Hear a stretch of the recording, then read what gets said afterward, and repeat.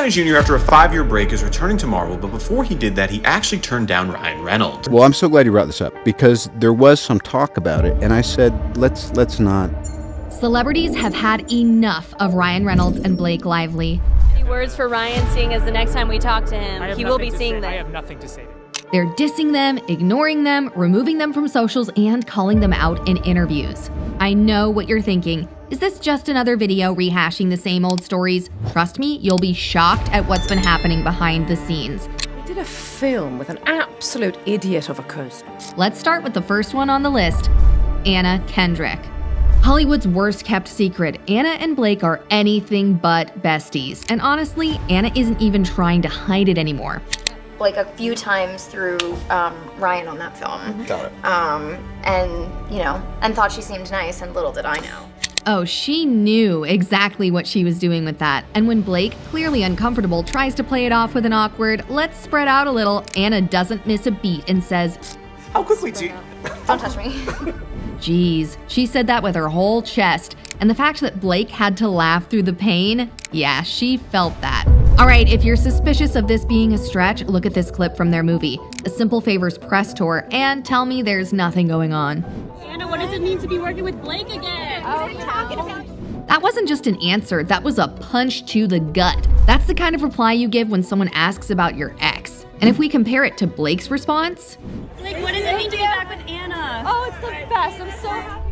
somebody's lying, and I highly doubt it's Anna. Anna has made it clear that she wants to have nothing to do with Blake and Ryan. When asked about a simple favor in relation to current events, aka Blake's legal drama, Anna plays dumb. How does it feel like the movie's being impacted kind of by everything happening around going on in the world? Why would happen? I did ayahuasca and the last year of my life is just gone, but I've heard the movie's amazing. Sound familiar? Yeah, it's exactly what Ryan pulled on SNL when he supposedly, cough cough, got caught off guard. Reynolds, how's it going? Great. Why? What have you heard? And just to really make things suspicious, Anna later mentions how she did ayahuasca. Now why does that matter? Because Ryan Reynolds was just promoting It Ends With Us, and guess what he was randomly talking about? Yep, ayahuasca. Reminds me when I went on that journey, confront my inner child, and I just... journey. I think you mean like ayahuasca, like South American plant known for its medicinal benefits. Definitely not You should not be doing a journey. I've been on a journey for about 6 months now. I mean, I'm not a doctor, but you're probably gonna die. Feel well. You don't look well. Is this just a coincidence or undeniable proof that Anna is taking not so subtle shots at Blake and Ryan? Do you block people ever? No, I've muted some people. Now that it's a function on Twitter and Instagram, there's a couple people that I have muted. Good. Yeah. Well, if Anna Kendrick made it clear she's not Blake's biggest fan, she's definitely not alone. Because up next, we've got Brandon Sklenar. Brandon was Blake's co-star in It Ends With Us, and he talks about his front row seat experience of what it's like working with her. When asked about the chemistry between their characters, Lily and Atlas, the interviewer teed up a softball question. What made it so easy to fall in love on screen? To which Brandon said this. I couldn't tell you. I mean, we didn't really talk about it. Tell her. Blake, girl, I'm so embarrassed for you. She clearly tries to save the moment in desperation and nudges him. I mean, you could tell her, you could say like really nice things, but instead of taking the hint, Brandon goes full send and drops the real bomb. Really nice things. I'm just a really good actor, you know? I'm a really good actor. Everything was really challenging. Sir, please hesitate. If Brandon Sklenar's awkward response wasn't enough proof that working with Blake Lively might not be the walk in the park she wants us to believe, let's take a step back. Because before Blake and Ryan were the internet's favorite couple, there was another woman in the picture with much to say about the both of them. Scarlett Johansson. Yep, when Blake and Ryan met on the set of Green Lantern in 2010, Ryan was still very much married to the MCU's Black Widow herself. And if we're being honest, the red flags in that marriage were popping up way before the divorce papers were signed. It's hard not to love the movie because you guys are so beautiful to watch that I was just like... Well, hello. ScarJo and Ryan tied the knot in 2008. She was 23 and Ryan was 32. A whole different stage of life, and it showed. Because while Scarlett was rising as a Hollywood powerhouse, Ryan was still trying to solidify his career. And that led to one thing: insecurity. Now, they've both moved on, happily married to other people, but let's not act like Ryan didn't have a little something to do with how their marriage ended. In a 2016 interview with Cosmopolitan, Scarlett hinted at the real reason they didn't work. She said, "The logistics of being with another actor are challenging. There has to be a real understanding of how you share your time, especially when two people's careers are going at the same rate. Or even if one person is more successful than the other, that also proves challenging." Let's read between the lines here. Scarlett was already an A-lister. She had Marvel, blockbusters, and a career trajectory straight to the top. Meanwhile, Ryan was still trying to get one major hit under his belt, and that ate him up. And if you need even more confirmation, Scarlett later admitted, "I didn't know what I wanted or needed from somebody else. I never realized, oh, it's really important for me. I need to be with a compassionate person."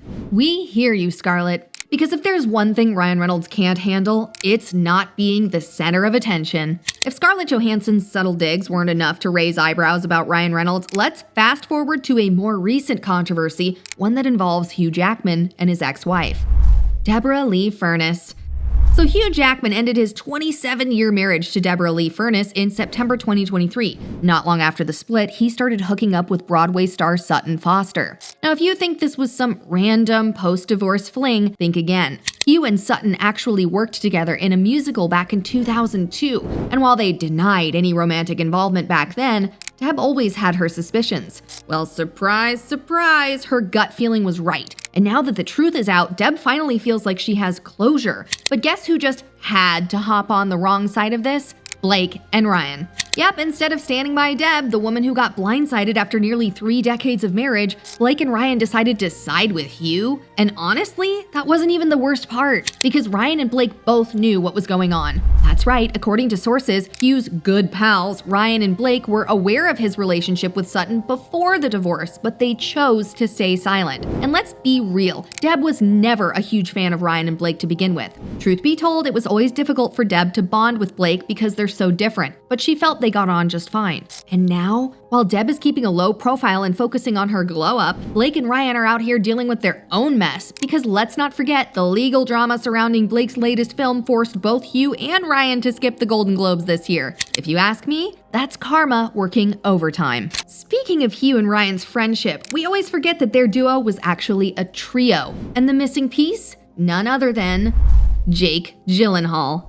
Now, back in the day, Jake, Ryan, and Hugh had this whole bromance thing going on. It was all laughs, pranks, and inside jokes, but if you've noticed, Jake has been suspiciously absent from their dynamic lately. And when asked about it in an interview, yeah, things got awkward. You have an ongoing feud with Ryan. Who? You know that guy. What's it gonna take for him to actually be BFFs with you? His response? A very uncomfortable laugh. There was a time in which we were. Notice the careful use of past tense. So, naturally, the interviewer pushes a little further. Would you like to send him a message? I can't do it. Any words for Ryan, seeing as the next time we talk to him, he will be seeing that. I have nothing to say to him. Wow, makes you wonder. And if that wasn't enough, Jake and Ryan actually unfollowed each other on Instagram. You don't just accidentally unfollow someone you were once best friends with. Something definitely went down behind the scenes. And honestly, this isn't the first time someone's fallen out with Ryan, because if you've been paying attention, there's a pattern here. Ryan can be a lot sometimes. He's always cracking jokes, but sometimes those jokes come with insensitive digs that feel a little too rooted in insecurity. And if you don't believe me, just ask TJ Miller, because his experience with Ryan, brutal. TJ Miller. TJ, who played Weasel in Deadpool, has made it very clear that he has no interest in working with Ryan Reynolds ever again. In an interview, he described the moment when everything changed. After Deadpool became a massive hit, Ryan suddenly started acting differently. TJ recalled him basically rubbing his success in everyone's faces. I think after he got super famous from the first Deadpool, then things kind of changed. I think he was like, see, you guys see. That moment told him everything he needed to know about Ryan, and when asked if he'd ever work with him again, he immediately answered, Would I work with him again? No. No. I would not work with him. And here's the kicker. TJ straight up gave us a reason. The other weird thing is maybe he got, I think he's kind of an insecure dude. At this point, it's safe to say that Blake Lively and Ryan Reynolds have a habit of making people distance themselves, whether it's co-stars, ex-friends, or even former besties. And speaking of former co-stars, let's talk about Jessica Zor. If there's one Gossip Girl cast member who might have some actual beef with Blake Lively, it's Jessica Soar, and she's not even trying to hide it. Jessica has had nearly every major cast member on her XOXO Gossip Girl podcast. Penn Badgley, Chase Crawford, Ed Westwick, but Blake? Crickets. And it's not just that she hasn't been a guest. Jessica barely mentions Blake at all. No stories about working together, no praise for her acting, nothing. Which is wild considering how much she hypes up every other co-star. Now, that wouldn't be too weird if everyone in the cast had gone their separate ways, but here's the thing. Everybody else still keeps in touch. Penn Badgley, Leighton Meester, Chase Crawford, and Ed Westwick, all still somewhat connected. Most of them have appeared on each other's podcasts, given interviews about the show, or at the very least acknowledged that Gossip Girl was a big part of their careers. And honestly, it tracks. While actors like Leighton Meester have gone out of their way to compliment the reboot, even though she had zero reason to, Blake has basically erased Gossip Girl from her career history. Maybe she thinks she's too famous for it now, especially since she married Ryan Reynolds and transitioned into movies. Or maybe she just doesn't look back on the experience fondly. Well, speaking of co-stars and bad experiences, this one takes the cake. Rebecca Ferguson.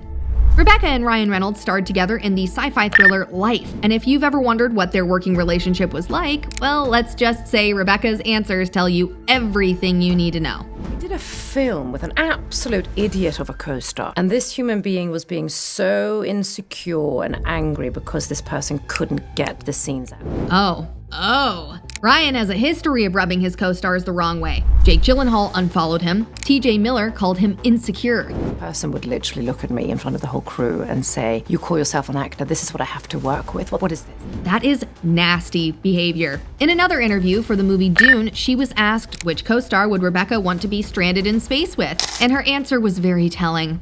Definitely Jake, definitely because Ryan. I will no grade doubt. on her. Can't you see it on across her on face? her particular Swedish sensibilities. Ouch. And that's not even all. In this next clip, she didn't name names, but let's just connect the dots here, yeah? I've got phone calls from amazing co-stars who I've worked with going, "You understand what you've done, right?" Meaning? She just shaded someone major, most probably Ryan. Do you think that was deserved? Now, after hearing all this, I think Ryan and Blake should start a podcast on how to lose friends and alienate celebrities. Seriously, they're pretty good at it. But that aside, who do you think has the most valid beef with Ryan and Blake? Drop your thoughts in the comments below, and if you're hungry for more wild Hollywood scandals, hit that subscribe button and check out this next video.